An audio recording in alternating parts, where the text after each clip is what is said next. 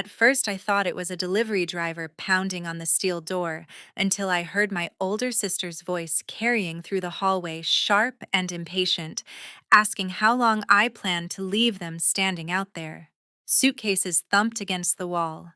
Someone slapped the door again, and my security camera pinged another motion alert to my phone. I stood in the middle of my Kansas City live work loft, with a folder of documents in my hand and a rack of freshly printed hoodies steaming behind me, listening to my family argue about my hospitality like it was guaranteed. My name is Kelsey Adams. I'm 32 years old, and 10 minutes before that knock, I'd been worrying about getting a big order out the door, not about whether I was about to turn my own flesh and blood away. I hadn't seen my dad, my mom, or my sister Marissa in 12 years.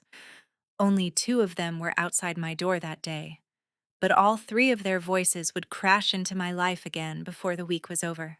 Before I tell you what happened when I finally turned the deadbolt, I want to ask you something. Have you ever had family show up expecting to move into a life you built without them? If you feel like sharing, tell me where you're watching from and what you would have done with those suitcases in your hallway. For most of my adult life, family was a word that sounded more like a disclaimer than a comfort. My own felt like a book I'd quietly shelved, one my relatives kept quoting from even though I wasn't in the room anymore. I lived in a converted warehouse in the Crossroads district of Kansas City, Missouri, a long rectangle of concrete and brick split between industrial screen printing equipment on one side and a narrow living area on the other. At night, when the presses hummed and the conveyor dryer radiated heat, it felt like my own small engine pushing through orders for indie bands, coffee shops, neighborhood charities, and anyone else whose logo I could burn onto a screen. My neighbors worked strange hours, too. Bartenders line cooks. A tattoo artist whose machines buzzed through the wall so nobody complained if my dryer beeped at 3 in the morning. 12 years earlier, I had walked out of my parents' small rental in the suburbs with a duffel bag, a secondhand laptop, and a sketchbook, determined to exist outside the role they'd written for me. Every press I bought, every bill I paid, and eventually every inch of that loft was funded by work I did with my own hands. That was the space my mom and my sister were knocking on now, like it was just another spare room they could reorganize, with my dad waiting in the wings to judge whatever decision I made. Growing up, I was the little sister who learned early that it was safer to stay useful than to take up space. Marissa, 2 years older, arrived with the kind of big personality adults called a handful, and both my parents treated that like something precious that had to be protected at all costs. My mom worked front desk at a medical clinic, always counting hours and overtime, always one bill away from panic. My dad bounced between jobs, construction warehouse shifts, a brief stint driving nights, bringing home paychecks that disappeared faster than they should have, and moods that shifted with them. If Marissa was anxious about a project, the whole house tiptoed. If she couldn't sleep the next day, spun around her nap. If she misplaced anything, we tore the place apart until it appeared, while my dad muttered that she was too good for this kind of stress, and my mom agreed. The rule we never said out loud was simple: keep Marissa calm, and maybe the whole fragile structure of our lives wouldn't crack. I helped because helping felt like the only way to prove I belonged. At 12, I was loading the dishwasher and folding laundry without being asked. At 14, I was on the phone with utility companies reading my mom's account number off a post-it while she rubbed her forehead, and my dad stood in the doorway complaining that the hold music was driving him crazy, but never taking the phone from me. It took years for me to understand that being reliable was not the same thing as being valued. The cracks showed up quietly at first. When my mom couldn't find her keys, her eyes flicked to me before she checked anywhere else, as if misplacing something must be my mistake. If my sister forgot a homework deadline, the story twisted into how I hadn't reminded her, even if I hadn't known the assignment existed. My dad would sigh dramatically and tell me I had to look out for your sister. You're the tough one, while Marissa sniffled into his shirt. When rides got mixed up or appointments were missed, my explanations sounded to my parents like excuses, while my sister's tears sounded like evidence. In our house, Feelings weighed more than facts, and my sister was fluent in feelings. She didn't have to invent elaborate lies. She just had to cry in the right direction, lift her hands, and wonder why things were always so hard for her. The room would organize itself around her distress, and whatever version of events made her look most fragile became the truth. I watched all of this from close range and slowly realized that my steadiness wasn't admired so much as exploited. If I could handle things more, things automatically became mine to carry. If I didn't fall apart, my discomfort didn't count. When my parents' marriage finally collapsed, the fallout landed on me in a way that felt familiar and new at the same time. I was 16 when my dad moved out for good, taking his clothes, his tools, and the television he'd insisted on buying on credit. The day he left, he hugged Marissa in the driveway while she sobbed into his jacket and told her over and over that none of this was her fault, that she was his tiny superstar. My hug was quick and awkward, more of a shoulder pat, and his parting words to me were, "You're strong, Kels. Take care of your mother and sister." Inside, my mom paced to the kitchen, alternating between cursing him and muttering that she should have seen this coming. Within a week, a new narrative formed: my dad was unreliable. My mom was the long-suffering parent who had done everything, and somehow my job was to fill in the gaps he left, while also absorbing the anger she still wanted to aim at him. Marissa, of course, remained the center of the emotional universe. If she needed time, money, or attention, my mom found a way. And if anyone questioned the fairness of that, the answer was always some version of, after what she's been through with the divorce, she deserves a break. The moment something inside me finally shifted for good didn't involve shouting or slam doors. It involved a camera I had paid for one exhausted weekend at a time. I'd been working evenings and Saturdays at a copy and print shop downtown, stocking shelves and running simple print jobs, taking every extra shift that opened up. Over 2 summers, I saved enough tips and overtime to buy a used professional camera and a decent lens. Nothing luxurious, but solid enough to start taking paid photos for local events. That camera was the first expensive thing in the house that was unquestionably mine earned, entirely with money that had passed through my hands. Marissa noticed the day I brought it home, scrolling through test shots with bright interest. A few weeks later, she asked to borrow it for an influencer meetup at a rooftop bar, something to do with launching a lifestyle blog. I hesitated, walked her through the strap and the case, and told her plainly that I couldn't afford to replace it if anything happened. She promised she'd be careful, the way people do when they never actually paid for the thing they're borrowing. She came home that night, blotchy-faced and smelling like syrupy cocktails, clutching the camera bag like it held a wounded animal. The story came in shaky pieces. Someone bumped her, a drink spilled. She set the bag on a chair to grab napkins, and when she turned back, the chair was empty. My mom went straight into comfort mode, wrapping an arm around her shoulders and repeating, "You poor thing, you were just trying to help your sister get her business going." My dad, who had stopped by that night to check on his girls and raid the fridge, stood in the doorway with his arms crossed, nodding along like a judge. That sentence from my mom made my stomach twist. Somehow, me lending my camera had turned into Marissa sacrificing for my dreams. When I pointed out that the camera belonged to me, that I had warned her how important it was, my mom's face tightened into the look that always meant I was about to be scolded. "Kelsey, this is not the time to lecture your sister," she said. My dad added, "It's just gear. You'll figure it out. Don't make her feel worse." By the end of the night, the conclusions were set. We couldn't afford to replace my camera. I would need to pick up more hours at the shop to help my mom cover a late fee on a credit card Marissa had maxed out trying to look professional. And my parents could still agree on one thing: if something went wrong, I should be the one to fix it. I didn't storm out that night. Distance grew the way rust does, slowly along the edges. I stopped volunteering to fix Marissa's laptop or drive her to last-minute errands. I came home, closed my door, and let them solve their own chaos. My dad drifted further away after the divorce got finalized, popping up mainly for holidays and milestones, where he could play the fun parent, always quick with a gift for Marissa, always telling me how proud he was of my work ethic without ever lifting a finger to make my life easier. When I finally moved into a tiny studio near downtown Kansas City, after saving enough for a deposit and a futon, I still gave my mom the address for emergencies, and my dad got it through her. I clung to the hope that space might reset us. Instead, the story hardened against me. Relatives started saying things like, "We never see Kelsey anymore," with a tone that turned absence into accusation.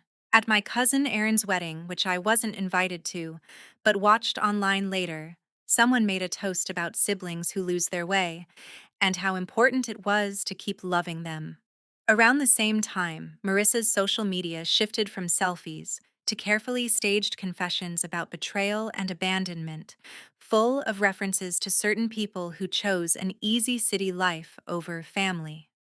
She never used my name, but she didn't have to. Extended family liked shared and commented prayers under every post. My dad, who rarely reached out to me directly, still found time to leave heart emojis under her captions about healing from people who walk away. While my sister curated heartbreak for followers, my life was a lot less poetic and a lot more literal. The print shop where I'd started stocking shelves expanded into custom orders, and I learned how to burn screens, mix inks, and coax temperamental machinery through rush jobs. Coworkers asked me to print extra shirts for their softball teams, or kids' fundraisers paying me cash to run small batches on slow nights. Those unofficial jobs became my education in merch. Work had clear rules. If I did the steps in the right order, I got paid. A local coffee shop asked for shirts and tote bags for their grand opening, posted about it, and tagged me.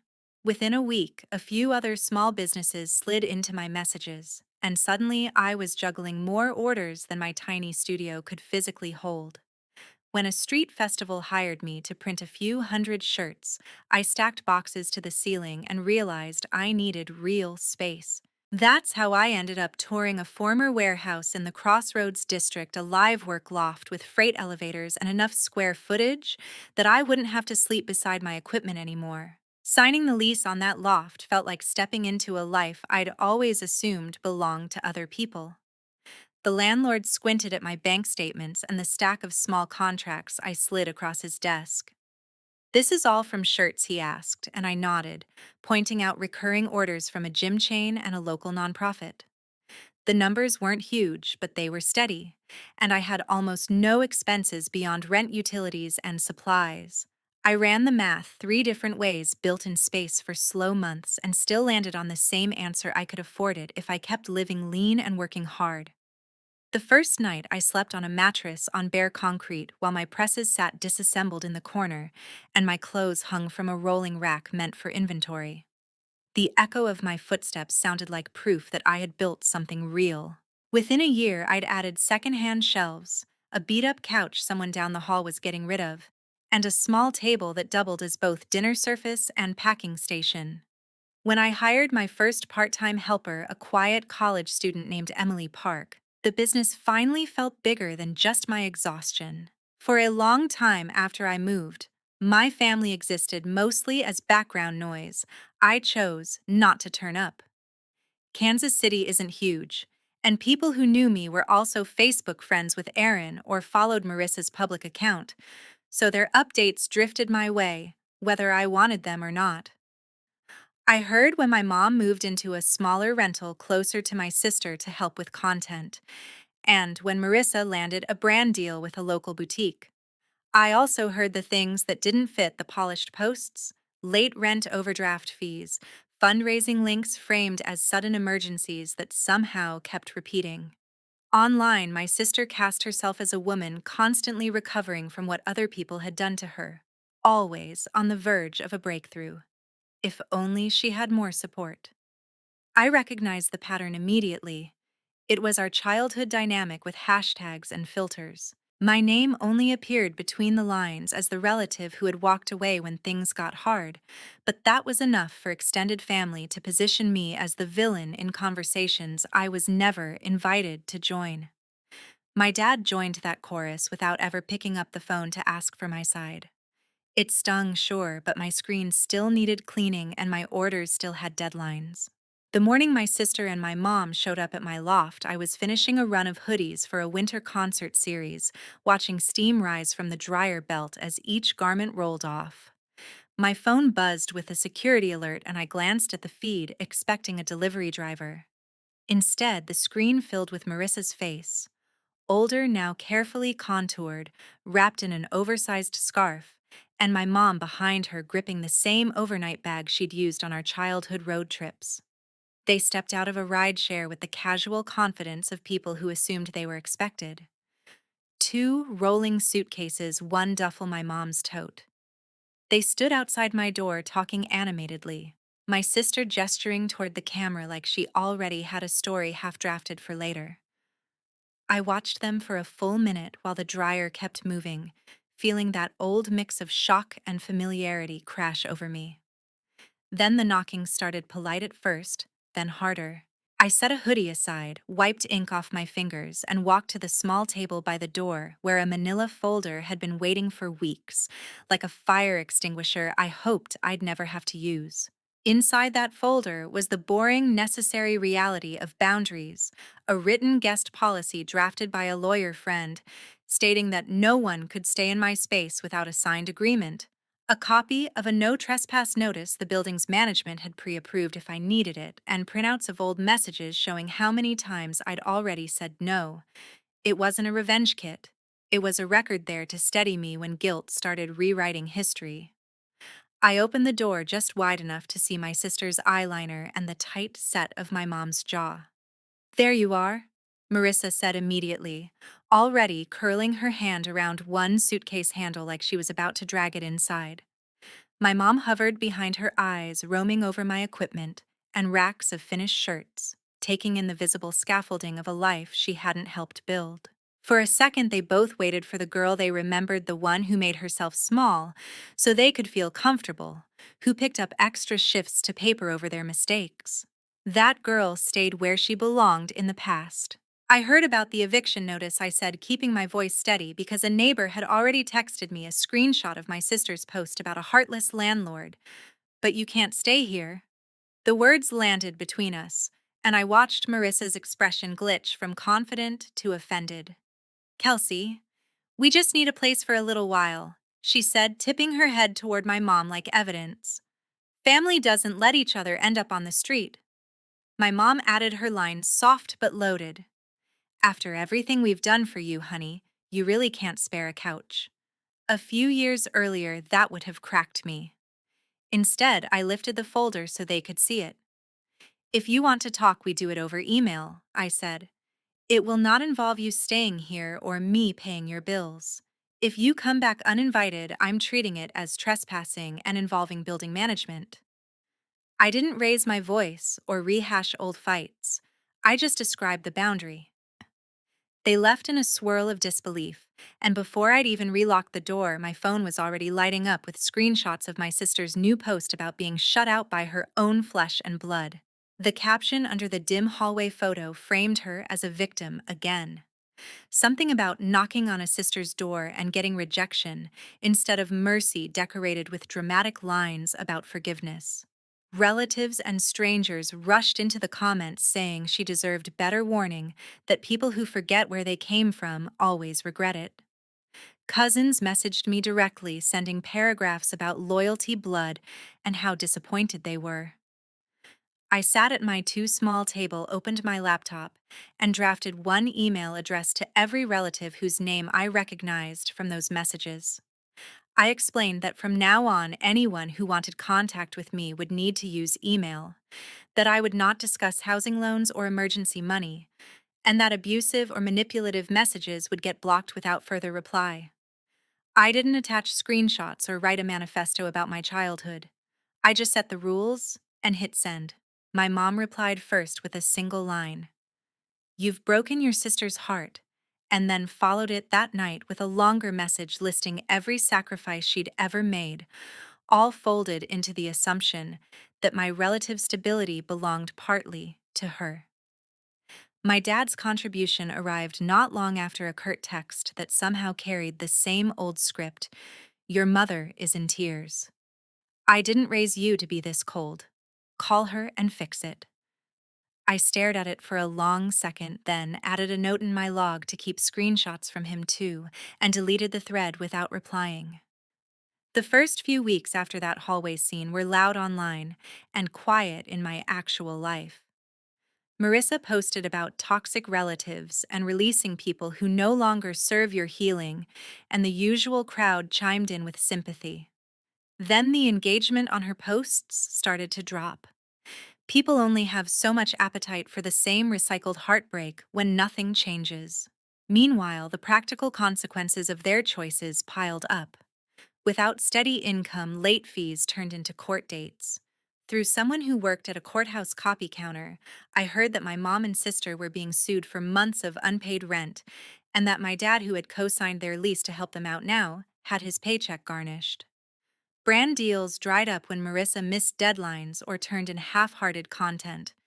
A few months after I'd turned them away, an email from her popped up with the subject line work, asking if I knew of any places hiring flexible shifts. I sent back a short list of staffing agencies and job boards and nothing more. Weeks later, she sent another email with no text, just a photo of herself in a big box store uniform name tag clipped to her shirt. Fluorescent lights flattening her into someone ordinary. I saved it and didn't reply. While their world shrank to fit the consequences of their own decisions, mine expanded in quieter, sturdier ways. With Emily's help, I streamlined production, so I didn't have to stand at the press for every run. We added a small online store for my own designs, simple line drawings of Kansas City landmarks, and inside jokes only locals would catch, and they started to sell steadily. I brought on a second part-time helper during busy seasons, another student who needed flexible hours. My neighbors drifted in and out of my space as collaborators and friends, not people hunting for a lifeline.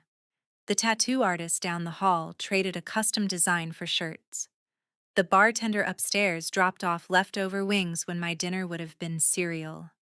On Fridays, once orders were boxed and labeled, a small group of us gathered around my table for takeout and card games, surrounded by racks of merch. They knew the outline of my family story, but didn't treat it like entertainment. At one point, Aaron sent a short email apologizing for using me as an example in that wedding speech years earlier, admitting he had believed a version of me that served other people's comfort. I thanked him, meant it, and let the conversation end there, clean and simple. I never saw my dad, my mom, or my sister again after the day in the hallway. For a while, there were still occasional emails, holiday messages laced with nostalgia and guilt, updates about health scares, clearly meant to spark panic, but I didn't answer. It wasn't hatred, it was self-preservation. Every time I thought about replying, I pictured our old kitchen table the way my mom had once turned my sister's spilled drink into proof of my moral failure, remembered my dad telling me to be the strong one while he slipped away from responsibility, remembered how quickly my concerns were treated as complications instead of information. Time didn't soften those memories. It clarified them. I could see with uncomfortable precision how easily I would slip back into the role of fixer if I cracked the door even an inch. My loft would become emergency housing. My business account would become an invisible fund for every unexpected expense.